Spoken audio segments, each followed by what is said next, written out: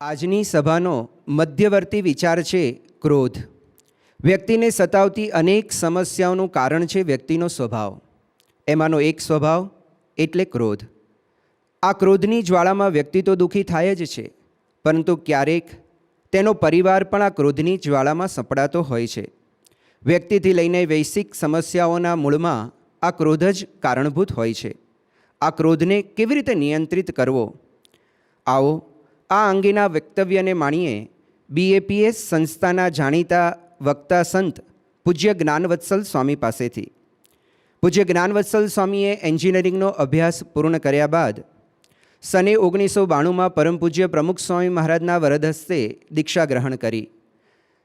હાલ દેશ પરદેશમાં વિચરણ કરી સંસ્થા અને સમાજની સેવા તેઓ કરી રહ્યા છે. આવો તેઓને જ વિનંતી કરીએ કે આ ક્રોધ વિષયક વિશેષ પ્રકાશ પાથરે પોતાના વક્તવ્ય દ્વારા. પૂજ્ય જ્ઞાનવત્સલ સ્વામી. આજની આપણી વાતનો વિષય છે એંગર મેનેજમેન્ટ. ક્રોધની જે ભયંકર જ્વાળામુખીઓ છે અને એના જે વિપરીત પરિણામો સમાજે જોયા છે, એ ક્રોધને કેવી રીતે કાબૂમાં રાખવો, એ ક્રોધ ઉપર કેવી રીતે વિજય મેળવવો, એ વિશે થોડી વાતો સમજવાનો આપણે પ્રયત્ન કરીશું. વર્ષો જૂની વાત છે, જર્મનીના હેમ્બર્ગ શહેરમાં એક આંતરરાષ્ટ્રીય સાયકેટ્રિસ્ટ કોન્ફરન્સ થઈ. એ કોન્ફરન્સમાં દેશ પરદેશથી બધા ડૉક્ટર્સ પધારેલા. 3 દિવસીય કોન્ફરન્સમાં પ્રથમ જ દિવસે પ્રથમ સત્રમાં પહેલું જ પેપર રીડિંગ હતું. એમાં એના અંતે કંઈક પ્રશ્નોત્તરી થઈ, એમાં કંઈક ઉગ્ર સ્વરૂપ પકડાયું. થોડી ગાળાગાળી પણ થઈ ગઈ, બથમ-બથ્થા પણ આવી ગયા. આ કક્ષાના આંતરરાષ્ટ્રીય ડૉક્ટર્સ એનું આવું વર્તન ત્યાં બેઠેલા સર્વે જોયું. પછી તો ખુરશી ટેબલ બધું એકબીજા ઉપર માર્યું. તાત્કાલિક પોલીસને બોલાવવી પડી. પોલીસે બધાને છૂટા પાડ્યા. પોલીસે થોડું ઇન્ટ્રોગેશન પણ કર્યું. 4 વ્યક્તિઓ આની માટે જવાબદાર છે એવું પ્રાથમિક તબક્કામાં પોલીસને લાગ્યું. બધાને પોલીસ સ્ટેશન લઈ ગયા. 9 જેટલા ડૉક્ટર્સ બહુ ઈજાને પામ્યા હતા. એ લોકોને તાત્કાલિક હોસ્પિટલમાં ખસેડાયા અને કોન્ફરન્સ પૂરી થઈ ગઈ. આ કોન્ફરન્સનું શીર્ષક હતું, એનો મધ્યવર્તી વિચાર હતો કે ક્રોધ ઉપર કાબૂ કેવી રીતે મેળવવો.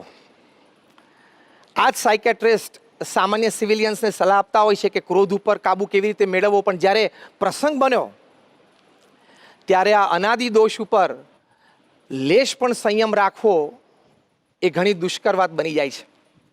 એટલે ભગવાન સ્વામિનારાયણે એમના વચનામૃત લોયા પ્રકરણમાં પહેલામાં વાત કરી છે કે જો થોડો પણ ક્રોધ ઉપજે તો પણ એ અતિશય દુઃખદાયક છે. ભગવાન સ્વામિનારાયણે આ વચનામૃતમાં ક્રોધને વાઘ સાથે, દીપડા સાથે, કાળા સર્પ સાથે સરખાવ્યો છે. ભગવાન સ્વામિનારાયણે કીધું કે જેમ વાઘ હોય, દીપડો હોય, કાળો સર્પ હોય, એ જેમ અન્યને ડરાવે અને અન્યના પ્રાણને હરી લે છે, એમ આ ક્રોધ છે અન્યને ડરાવે છે, અન્યના પ્રાણને હરી લે છે. એ વાત ભગવાન સ્વામિનારાયણે ત્યાં કરી છે.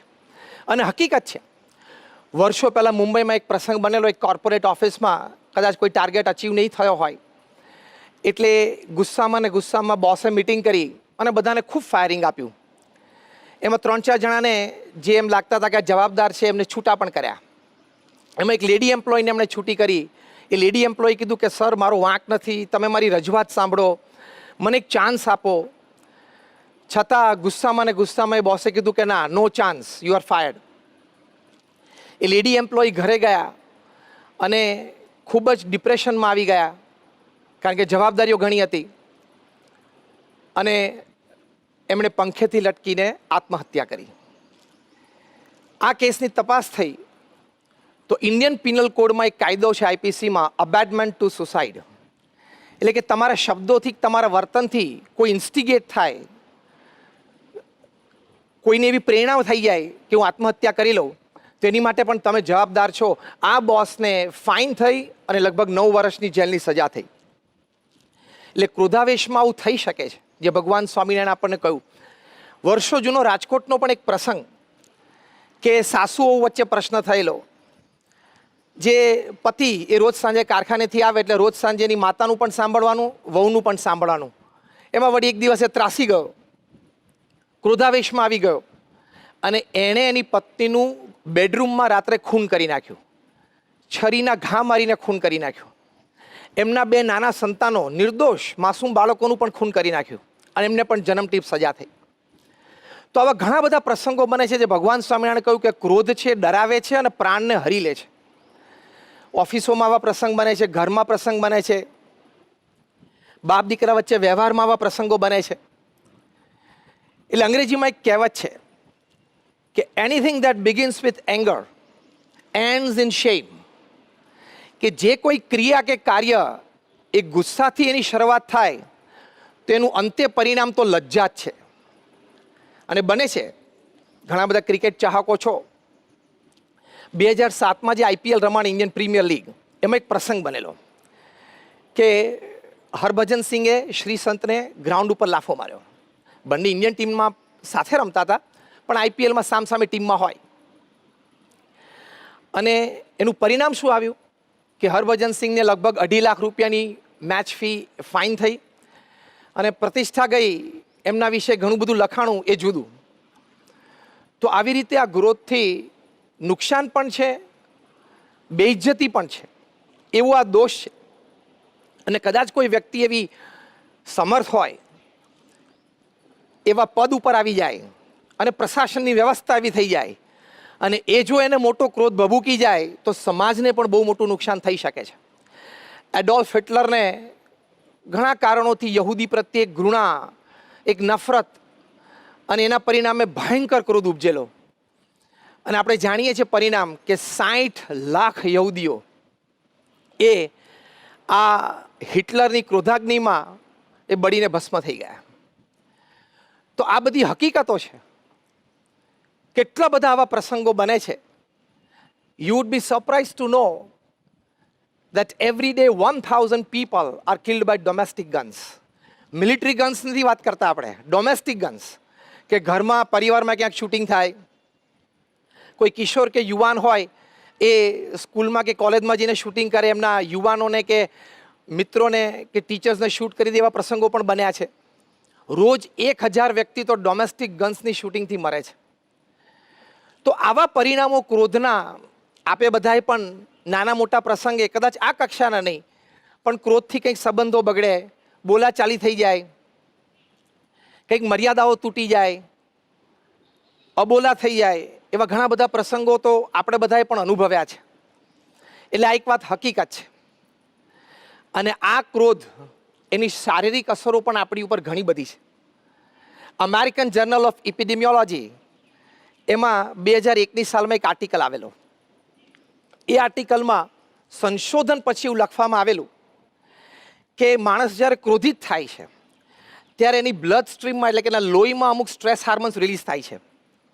અને એ હાર્મોન્સના લીધે એનું બ્લડ પ્રેશર વધે છે, હાર્ટ રેટ ઇરેગ્યુલર થવા માંડે, મોટી ઉંમર હોય તો હાર્ટ એટેક પણ આવી શકે, અને લાંબે ગાળે કેન્સરની પણ શક્યતા છે, જે ક્રોનિક એંગરમાં રહેતા હોય, એટલે વારે વારે નાના નાના પ્રસંગે ગુસ્સામાં આવી જતા હોય એની વાત છે. એટલે ગુસ્સો એ બધી રીતે આપણને નુકસાનકારી છે, બધી રીતે આપણને નડતરરૂપ છે. એક વાત હકીકત છે જે આપણે સૌ પણ જાણીએ છીએ, પણ આપણે એને કંટ્રોલ નથી કરી શકતા. તમને આશ્ચર્ય થશે કે અમેરિકામાં રેડફોર્ડ વિલિયમ્સ એ પોતે બિહેવિયર મેડિસિનના એક્સપર્ટ છે.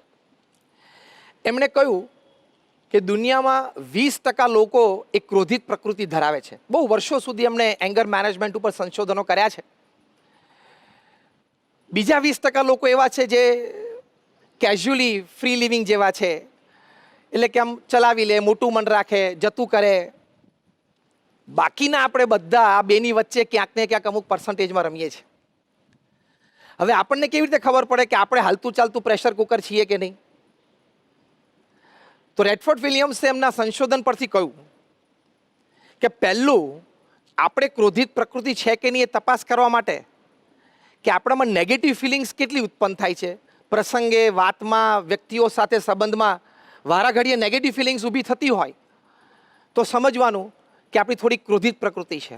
બીજું એમણે કહ્યું, અગ્રેસિવનેસ, આક્રમકતા હોય, આપણા મન પ્રમાણે વાત બની નહીં, આપણા મન માટે થોડો ફેરફાર કર્યો, આપણા આયોજનમાં થોડોક ફેરફાર થયો, એમાં તરત આપણે આક્રમક થઈ જઈએ, તો એ સમજવાનું ક્રોધિત પ્રકૃતિ છે. ત્રીજું એમણે કહ્યું સિનિસિઝમ. સિનિસિઝમ એટલે આમ એક જનરલ ડિસ્ટ્રસ્ટ ઓફ પીપલ, એટલે કે આમ માનવ દ્વેષ જેવું. નજીકનું વર્તુળ હોય, નજીકના લોકો હોય એની માટે પણ એમને અણવિશ્વાસ રહ્યા કરે, એમની વાત કે એમના વિચાર કે એમના મોટિવ્સમાં પણ એમને શંકા રહ્યા કરે. તો આ ક્રોધિત પ્રકૃતિ છે. એટલે નેગેટિવ ફિલિંગ્સ હોય, અગ્રેસિવ એટીટ્યુડ હોય, સિનિસિઝમ હોય, તો એ ક્રોધિત પ્રકૃતિ છે. તો આપણે થોડીક અંતરદ્રષ્ટિ કરીને આપણો તપાસ કરવાનો કે આપણે એ ક્રોધિત પ્રકૃતિ કેટલી છે. હવે એને મેનેજ કરવું, કંટ્રોલ કરવો એ અત્યંત આવશ્યક છે. કારણ કે જો ન કરી શકીએ તો કોક વખત આપણે વ્યક્તિગત જીવનમાં, પારિવારિક જીવનમાં, સામાજિક જીવનમાં, વ્યવસાયિક જીવનમાં બધે ઠેકાણે નાના મોટા પ્રશ્ન આવવાની શક્યતા છે. તો એ ક્રોધને આપણે કેવી રીતે મેનેજ કરવો, એ મેનેજ કરવો ખૂબ જરૂરી છે અને દરેક વ્યક્તિ માટે જરૂરી છે. જો એ ક્રોધને પ્રોપરલી મેનેજ ન કરી શકે તો આપણે જોઈએ એવા માઠા પરિણામો પણ આવી શકે છે. તો પહેલી અગત્યની વાત છે સ્પોટ એંગર, કે તમને તાત્કાલિક ક્રોધ ઉપજ્યો કોઈ વ્યક્તિ સાથે વાર્તાલાપમાં, ચર્ચામાં અથવા કોઈ દ્રશ્ય જોઈને અને એકદમ ક્રોધ શૂટઅપ થઈ ગયો, તો ત્યાં ઇમરજન્સી શું કરવું? તો ઘણા સંશોધનો પછી એવી વાત છે કે જો આવી સિચ્યુએશન એક ઊભી થઈ ગઈ તો shut your mouth, freeze your limbs એટલે કે આર્મ્સ, કાઉન્ટ 10, 1 2 3 4 5 6 એવી રીતે, અને while counting 10 leave the place, change the activity. એટલે કે તમારે મોઢું નહીં ખોલવાનું, હાથ નહીં ચલાવવાના, મનમાં 1 2 3 4 5 6 રીતે ગણી એ જગ્યા છોડી દેવાની અને બીજી ક્રિયામાં પ્રવૃત્ત થઈ જવાનું. આ એમનો ઉપાય છે અને આ ઉપાયથી ઘણા બધાને પોતાના ક્રોધ ઉપર સંયમ આવ્યો છે. પણ આપણે તો ભગવાનના ભક્ત છીએ, તો આપણે કાઉન્ટ 10 કરીએ એની કરતાં આપણે તો સ્વામિનારાયણ સ્વામિનારાયણ સ્વામિનારાયણ એવી રીતે ભજન કરી શકીએ. તો એનાથી ઘણો બધો લાભ છે. ગુલઝારીલાલ નંદાને આ લાભ થયેલો. ગુલઝારીલાલ નંદા એક વખતના ભારતના કેન્દ્ર સરકારના પ્રધાનશ્રી હતા અને ત્યાર પછી કાર્યકારી પ્રધાનમંત્રી પણ બનેલા. એ બ્રહ્મ સ્વરૂપ શાસ્ત્રીજી મહારાજના યોગમાં આવેલા. બ્રહ્મ સ્વરૂપ શાસ્ત્રીજી મહારાજ જેઓ આ BAPS સંસ્થાના સ્થાપક અને પરમ પૂજ્ય પ્રમુખ સ્વામી મહારાજના દીક્ષાગુરુ, એમના શિષ્ય પણ એ થયેલા. એક વખત એમણે નિષ્કપટ ભાવે શાસ્ત્રીજી મહારાજને કહ્યું કે સ્વામી, મને ક્રોધ બહુ આવી જાય છે. અને એવો ક્રોધ એમને આવતો કે પોતે લખતા હોને જો ક્રોધ આવે તો એ પેન પછાડીને એને તોડી નાખતા. આ બધી જ વાત એમણે શાસ્ત્રીજી મહારાજને કરી. ત્યારે શાસ્ત્રીજી મહારાજ એમને કહ્યું કે તમને ક્રોધ આવે ને ત્યારે તમારું મોઢું ખોલવું નહીં અને મનમાં સ્વામિનારાયણ સ્વામિનારાયણ સ્વામિનારાયણ 10 વખત બોલવું અને પછી ક્રોધ રહે તો કરવો. ગુલઝારીલાલ નંદાને આ વાતમાં વિશ્વાસ, એમણે આ પ્રયોગ કર્યો અને આશ્ચર્ય વચ્ચે એમનો ક્રોધ આ પ્રયોગથી શમી જતો. તો જો ભગવાનના નામ સ્મરણથી આપણે સ્પોટ એંગરને ઇમરજન્સી ટ્રીટમેન્ટ તરત આપી શકીએ છીએ અને એનાથી આપણને લાભ થાય છે. એટલે આપણે પણ ઘરમાં કદાચ કોઈને ક્રોધ ઉપજે, પરિવારમાં, વાતચીતમાં, ચર્ચામાં, આયોજનમાં, વ્યવસ્થામાં, કોઈ નિર્ણયમાં, તો જે વ્યક્તિને ક્રોધ ઉપજે એમને તાત્કાલિક શાસ્ત્રીજી મહારાજ આપણને જે ઉપાય બતાવ્યો છે, આંખ બંધ કરીને મોઢું બંધ રાખીને સ્વામિનારાયણ સ્વામિનારાયણ બોલું, કદાચ એ વ્યક્તિ આવેશમાં એ ન કરી શકે તો સામે આપણે તમામ પરિવારજનોએ તો તાત્કાલિક સ્વામિનારાયણ સ્વામિનારાયણ સ્વામિનારાયણ બોલવા જ માંડવું અને આપણે તો ઊંચા સ્વરે બોલવું. એટલે પેલી વ્યક્તિને અસર થાય, પેલી વ્યક્તિને એમ થાય કે ના, એને જાણપણું આવે, મારે ન કરવું જોઈએ અને એનો ક્રોધ શમી જાય તો પરિવારમાં કોઈ અનર્થ થતો બચી જાય. તો એક મોટો ઉપાય એ સમાજની દ્રષ્ટિએ, એક્સપેરિમેન્ટની દ્રષ્ટિએ પણ સાબિત થયેલો છે અને આપણને તો આપણા ગુરુહરિ શાસ્ત્રીજી મહારાજે આપ્યો છે અને પ્રૂવડ છે. તે વાત હકીકત છે. કારણ કે આ ગુસ્સાનું નહીં તો ભયંકર પરિણામ આવી જાય. જો અત્યારે કોરોના વાયરસ ચાલે છે, પેન્ડેમિક છે, આપણે 3જા લોકડાઉનમાં છીએ, તો લોકડાઉન દરમિયાન પરિવાર બધા સાથે રહે છે. ઘણી વખત પતિ પત્ની તો બંને જોબ કરતા હોય મોટા શહેરોમાં, સવારથી બહાર જતા રહેતા હોય, ભેગા ના થતા હોય, પણ હવે ભેગા થયા, આટલું ભેગા રહ્યા એટલે એકબીજાના સ્વભાવ ઓળખ્યા, ઘણા નવા સ્વભાવ એકબીજાના જાણ્યા, હવે એકબીજા ઉપર ક્રોધિત પણ થયા. તો આશ્ચર્ય વચ્ચે કે ચાઇનામાં વુહાનમાં જે એપિસેન્ટર કહેવાય છે કોરોના વાયરસ માટે, અમેરિકામાં ન્યુયોર્કમાં, ભારતમાં પણ મુંબઈમાં ડિવોર્સ કેસીસ એનું ફાઇલિંગ એ સ્પાઇક થઈ ગયું. એટલે કે એનો દર વધી ગયો. કારણ કે ભેગા રહ્યા તો પ્રકૃતિઓ અથડાણી અને ક્રોધિત થયા. તો આવી પણ એક પરિસ્થિતિ એ સર્જાઈ શકે છે. તો જો મહાપુરુષોના ઉપદેશથી અને મહાપુરુષોના ચરિત્રથી આપણને આ વાત સમજાય છે કે આ સ્પોટ એંગરને કેવી રીતે પ્રોપરલી મેનેજ કરો. તો એ આ ચરિત્ર પરથી આપણને ખૂબ સુંદર રીતે શીખવા મળે છે. કારણ કે જ્યારે આપણે ગુસ્સાની અવસ્થામાં ભગવાન સાથે જોડાઈએ છીએ ત્યારે સાયન્ટિફિકલી પ્રૂવ થયેલું છે, એક્સપેરિમેન્ટલી ક્લિનિકલી એ વાત સાબિત થઈ છે કે આપણને હાર્મોન્સ રિલીઝ થાય છે અને આપણને રિલીફ થાય છે. જેમ કે તમે સ્ટ્રેસમાં આવો ત્યારે તમારા શરીરમાં કોર્ટિઝોલ, એપિનેફ્રિન, આ બધા જે હાર્મોન્સ છે સ્ટ્રેસ લાવે, બ્લડ પ્રેશર વધારે, હાર્ટ રેટ્સ ઇમ્પરફેક્ટ કરે, એ બધા જનરેટ થાય છે. પણ તમે જ્યારે ભગવાન સાથે આ ક્રોધિત અવસ્થામાં પણ તમે જોડાઓ, પ્રાર્થનાના રૂપે, નામ સ્મરણના રૂપે, સ્મૃતિના રૂપે, ત્યારે એન્ડોફિન નામનું એક હાર્મોન પણ રિલીઝ કરે છે બ્રેઇન કમાન્ડ કરે ને રિલીઝ થાય. તો એન્ડોફિન છે એ કોર્ટિઝોલ અને એપિનેફ્રિન બંનેને દબાવે. અને એન્ડોફિનનું એ લક્ષણ છે કે તમને આમ કુલનેસ, કામનેસ, એટલે આમ શાંતપણું આપે, ધીરજ આપે અને તમારી ઇમ્યુનિટી પણ સ્ટ્રોંગ કરે છે. એટલે સાયન્ટિફિકલી પણ પ્રૂવ થયેલી વાત છે કે ક્રોધિત અવસ્થામાં પણ ભગવાનના નામ સ્મરણથી તમારા શરીરમાં એન્ડોફિન રિલીઝ થાય અને તમને શાંતિ વર્તે, તમારો ક્રોધ છે એ શમે. તો આ બધી વાત હકીકત છે, એ બધી પ્રૂવ થયેલી છે. બીજી એક વાત ક્રોધને નાબૂદ કરવા માટે કે આપણે થોડી અંતર્દ્રષ્ટિ રાખવી કે એક સજ્જન વ્યક્તિ તરીકે, એક સારા વ્યક્તિ તરીકે, એક ભણેલી એક સમાજની સારી વ્યક્તિ તરીકે આપણને ક્રોધ શોભે નહીં. તો જ્યારે પ્લાન્ડ એંગર હોય, આપણે સ્પોટ એંગરની વાત કરીએ, પ્લાન્ડ એંગર હોય કે ગુસ્સા થવાનું તમે પ્લાનિંગ કરતા હોય, જેમ કે તમે ઓફિસમાં બેઠા હો, તમારા હાથમાં કોઈ રિપોર્ટ આવ્યો અને તમે લોસીસ જોવો, તમને તરત ગુસ્સો આવે કે હવે એ કર્મચારી મને મળે એટલે એને ખખડાવો જ છે. તરત તમે બેલ મારીને પ્યુનને બોલાવો કે આવ્યો હોય તો કે નથી આવ્યો, આવે એટલે સીધો મોકલ. અથવા તો ઘરમાં કંઈક તમે પ્રસંગ સાંભળો તમારા દીકરા દીકરી વિશે, એના કોઈ અયોગ્ય વર્તનમાં, તમે આમ રાહ જોઈને બેઠા હો કે ઘરે આવે ને એટલે એની પર ગુસ્સે થવું. એટલે એ જે પ્લાન્ડ એંગર હોય કે હજી તમારે વ્યક્ત થવાની વાર છે પણ તમારા મનમાં ક્રોધ શરૂ થઈ ગયો છે, તો એ વખતે અંતર્દ્રષ્ટિ કામમાં આવે છે. એ અંતર્દ્રષ્ટિ શું? વર્ષો પહેલાં 1999માં કેનેડાથી એક મેગેઝિન પ્રકાશિત થાય છે, હેલ્થ સાયકોલોજી, એમાં એક આર્ટિકલ આવેલો.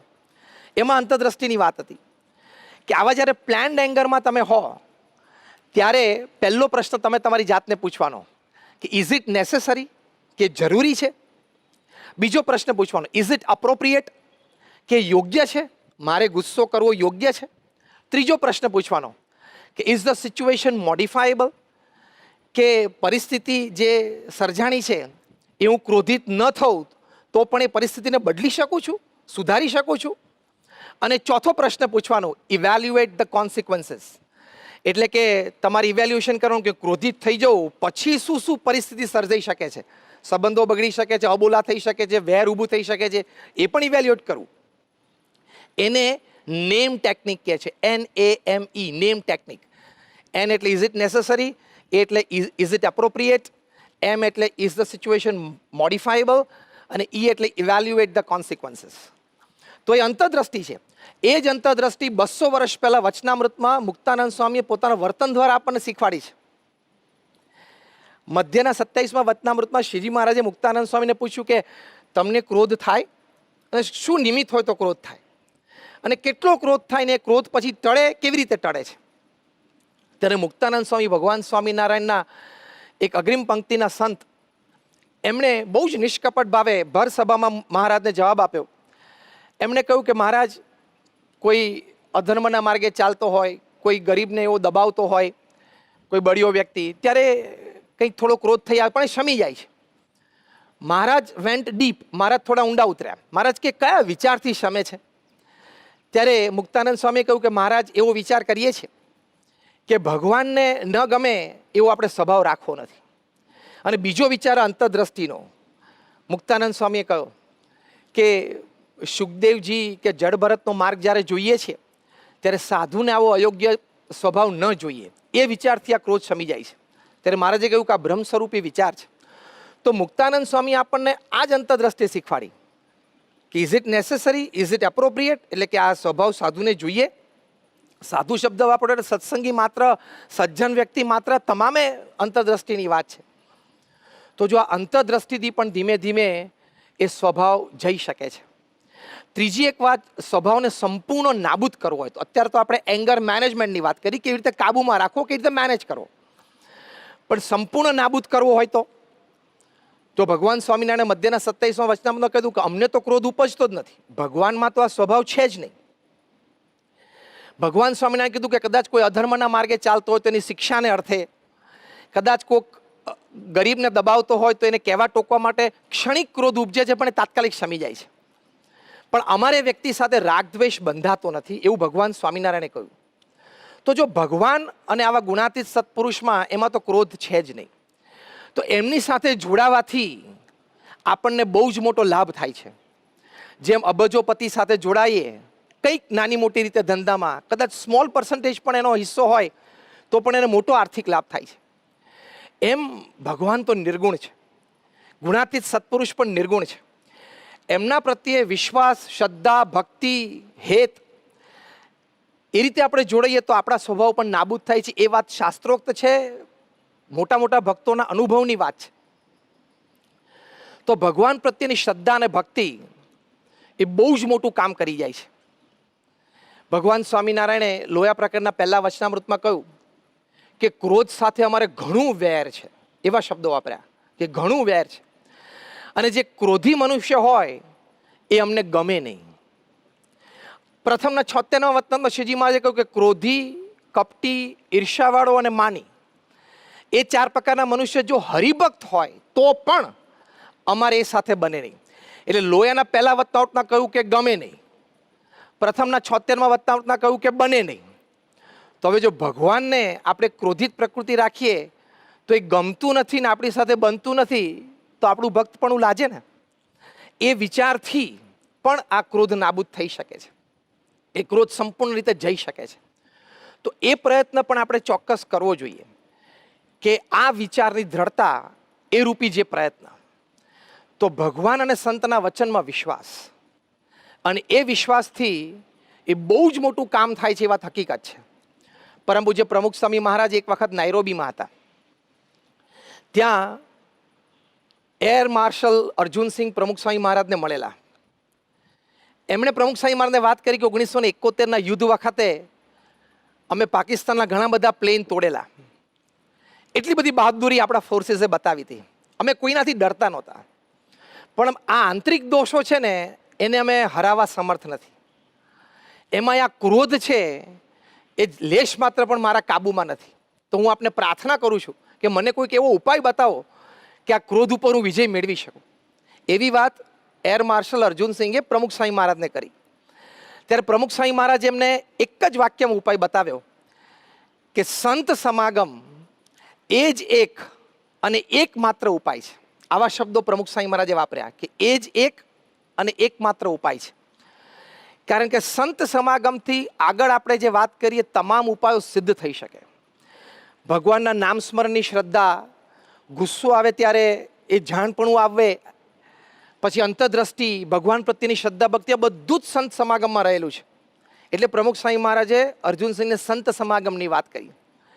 પણ હવે સંતો પણ ઘણા છે, પણ એમાં કેવા સંતની વાત? તો જેનામાં દોષ ન હોય. યોગીજી મહારાજ એક વખત ગોંડલમાં હતા અને મોટા સ્વામીએ સાહજિક જ એમને પૂછ્યું કે સ્વામી તમને ક્યારે આમ ક્રોધ આવેલો?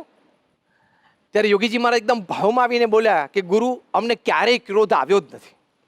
આવા સંતની વાત, આવા સંતના સમાગમની વાત પ્રમુખ સ્વામી મહારાજે કરી છે.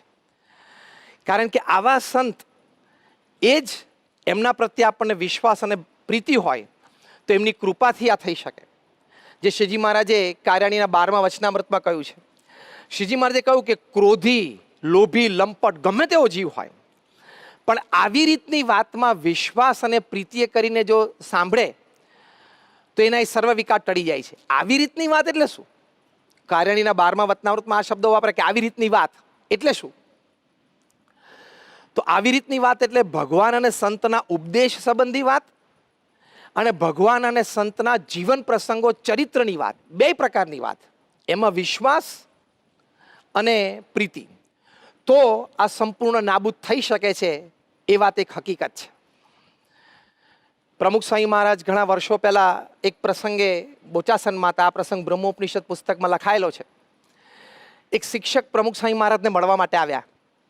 અને એમણે પ્રમુખ સ્વામી મહારાજને વાત કરી કે સ્વામી મને બહુ જ ક્રોધ છે.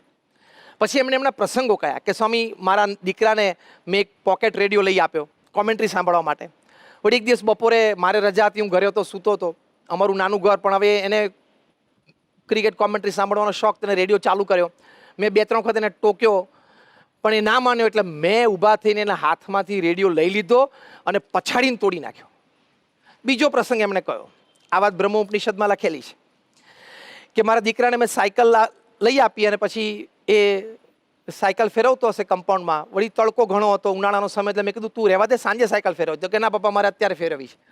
એ વખતે કે મારો એટલો બધો ગુસ્સો આવી ગયો, મેં એને સાયકલ ઉપરથી ગુસ્સામાં ધક્કો માર્યો અને સાયકલ પછાડીને પછી ધોકાથી આખું ટાયર તોડી નાખ્યું, બધા સ્પોક તોડી નાખ્યા. હવે મેં જેને નવી સાયકલ લઈ આપેલી કે સ્વામી મારો આટલો બધો ગુસ્સો છે, શું કરું? એ વખતે પ્રમુખ સ્વામી મહારાજે એમને કહ્યું, એમને એક માળા આપી અને કહ્યું કે તમારે રોજ સવારે 5 માળા સ્વામિનારાયણ સ્વામિનારાયણ સ્વામિનારાયણ સ્વામિનારાયણ એમ કરવું. અને આ ગુસ્સો જ્યારે આવે ને એ વખતે પણ સ્વામિનારાયણ સ્વામિનારાયણ સ્વામિનારાયણ અંદરથી બોલું. આટલું કરજો, ભગવાન કૃપા કરશે. આવા મોટા સંત પાસે નિષ્કપટ થયા, એમાં જ આપણું ઘણું બધું કામ પૂરું થઈ જતું હોય છે. અને પછી એમના વચનમાં વિશ્વાસ અને એમના પ્રત્યે પ્રીતિ, આ શિક્ષકે આ ઉપાય કર્યો. બીજી વખત જ્યારે પ્રમુખ સ્વામી મહારાજ થોડા મહિના પછી બોચાસન પધાર્યા, ત્યારે ફરી વખત મળવા આવ્યા અને એકદમ હાથ જોડીને ગળગળા થઈને આંખમાં આંસુ સાથે એમને પ્રમુખ સ્વામી મહારાજને કહ્યું કે સ્વામી આપે જે ઉપાય બતાવ્યો તે મેં કર્યો, એમાં મારો ક્રોધ સંપૂર્ણ શમી ગયો હોય ને એવું મને લાગે છે. છેલ્લા થોડાક મહિનાથી, આમ તો હું તમને છેલ્લે મળ્યો ત્યારથી અત્યાર સુધી મને ક્રોધ આવ્યો જ નથી. તો જો આવા વચનોમાં વિશ્વાસ અને આવા સંત પ્રત્યે જો પ્રીતિ હોય તો એ બહુ જ મોટું કામ થઈ શકે છે. આ તો વિશ્વાસથી કામ થયું. પ્રીતિથી કેવી રીતે કામ થાય? તો આવા સંત પ્રત્યે પ્રીતિ હોય તો એમના જીવન પ્રસંગો આપણને સ્પર્શી જાય, યાદ રાખવાનું મન થાય, આપણી માટે પ્રેરણારૂપ થઈ જાય. તો પ્રમુખ સ્વામી મહારાજ જીવનમાં તમે જો કેટલા બધા પ્રસંગો એવા બન્યા છે કે પ્રમુખ સ્વામી મહારાજ સિવાય, એટલે કે ગુણાતીત સત્પુરુષ સિવાય બીજી કોઈ પણ વ્યક્તિઓને ગુસ્સે થઈ જાય. પ્રમુખ સ્વામી મહારાજ આણંદમાં બધે જ પધરામણી કરી, સવારથી નીકળ્યા હતા, બપોર 2:30 વાગે પાછા આવ્યા, જમવા બેસતા હતા. એ વખતે એક વ્યક્તિ આગ્રહ કર્યો કે મારા ઘરે આવો. અમારા વડીલ સંત પૂજ્ય વિવેક સાગર સ્વામી સાથે એમને સમજાવ્યા કે જો 2:30 વાગી ગયા છે, પ્રમુખ સ્વામી મહારાજની ઉંમર તું જો, સવારથી પધરામણી કે તારા ઘર પાસે આવી ગયા પણ બંધ હતું. કે ના સ્વામી અત્યારે જાઓ. વિવેક સાગર સ્વામી કે અમે પછી બીજી વખત આવશું ત્યારે આવશું. એ કે ના અત્યારે જાઓ. પ્રમુખ સ્વામી મહારાજ સિવાય કોઈ પણ વ્યક્તિ હોત ને તે ક્રોધિત થઈ જાત કે ભાઈ તું સમજતો ખરો, આટલો આગ્રહ શું કામ રાખે છે? પ્રમુખ સ્વામી મહારાજ એક શબ્દ ના બોલ્યા, ઊભા થઈ પીરસેલું ભાણું છોડી અને પધરામણી કરી આવ્યા. પ્રમુખ સ્વામી મહારાજ મુંબઈમાં હતા, પરમાનંદ કાકાના ઘરે એમનો સ્વામીશ્રીનો ઉતારો હતો. ગાંઠના ઓપરેશન પછી 86ની સાલમાં પ્રમુખ સ્વામી મહારાજ ત્યાં 12 દિવસ આરામ માટે રોકાયેલા. એ વખતે પ્રમુખ સ્વામી મહારાજનું અપમાન, એક વ્યક્તિ બહુ પ્રતિષ્ઠિત મોટી વ્યક્તિ હતી, કેબિનેટ મિનિસ્ટર હતા, એમણે પ્રમુખ સ્વામી મહારાજને વગર વાંકે 1 કલાક ખખડાવ્યા. પ્રમુખ સ્વામી મહારાજ એક શબ્દ ના બોલ્યા. એમાં પ્રમુખ સ્વામી મહારાજનો કોઈ વાંક જ નહોતો. અને વાત પણ એવી હતી, વિષય પણ એવો હતો કે જે તે વ્યક્તિ જે ખખડાવતી હતી એને કોઈ નિસ્બત પણ ન હોય, પણ કેવળ સત્તાની રૂએ અને થોડા માનમાં, એના મદમાં જાણે છે કે સામે પ્રમુખ સ્વામી મહારાજ છે, એમને તાવ છે, એટલે કે ટેમ્પરેચર છે, છતાં પણ એમને ખખડાવ્યા. પ્રમુખ સ્વામી મહારાજ એક શબ્દ ના બોલ્યા. પ્રસંગ પૂરો થયો. પ્રમુખ સ્વામી મહારાજે વિવેક સાગર સાહેબને કીધું કે એમને જમાડી દેજો. તો કેટલા શાંત રહી શક્યા પ્રમુખ સ્વામી મહારાજ. અહીંયા વાસદમાં પ્રમુખ સ્વામી મહારાજને 102 ડિગ્રી તાવ, 2-5 પધરામણી કરવાની હતી, સ્વામી મારા ઘરે આવો, સ્વામી મારા ઘરે આવો, એમ કરતા 122 થઈ ગઈ. એમની જગ્યાએ આપણે તો બોલી બેસે કે ભાઈ મને તાવ છે, આજે નિર્જળા ઉપવાસ છે, એકાદશી, તમે રહેવા દો, કાલે કરશું. એક શબ્દ ના બોલ્યા. જમવામાં કોઈક વખત ખારો શીરો આવી જાય, કડવી કઢી આવી જાય, કડવી કાકડી આવી જાય, પ્રમુખ સ્વામી મહારાજ એક વાર પણ ગુસ્સે નથી થયા. ભગવાનના થાળમાં આવ્યું, ભગવાન નથી બોલ્યા તો આપણે નહીં બોલવાનું, એ વિચારથી જમી લેવાનું. તો જે કાર્યાણીના 12મા વતનના ભગવાન સ્વામિનારાયણે કહ્યું કે વિશ્વાસ અને પ્રીતિ, તો પ્રીતિ આ કે આવા પ્રસંગો, આવા આપણા ગુરુહરિના આપણે સાંભળીને એનું મનન ચિંતન કર્યું હોય તો લાભ શું? સંત સમાગમનો સાચો અર્થ શું? કે આપણા જીવનમાં જ્યારે આવા પ્રસંગો બને ત્યારે આપણને આપણા ગુરુહરિનો બનેલો આવો પ્રસંગ યાદ આવે. એ વખતે કેવી રીતે વર્ત્યા એ જાણપણામાં આવે, અને આપણે જો એ રીતે વર્તી શકીએ તો સમજવાનું કે સંત સમાગમ કર્યો છે. તો એ આવા પ્રસંગોના મનનથી થાય છે. જે ભગવાન સ્વામીએ મધ્ય 31માં કહ્યું કે નિરંતર મનન કરતો સત્વ એ બ્રહ્મનો સંગ કરે તો બ્રહ્મના ગુણ આવે જ.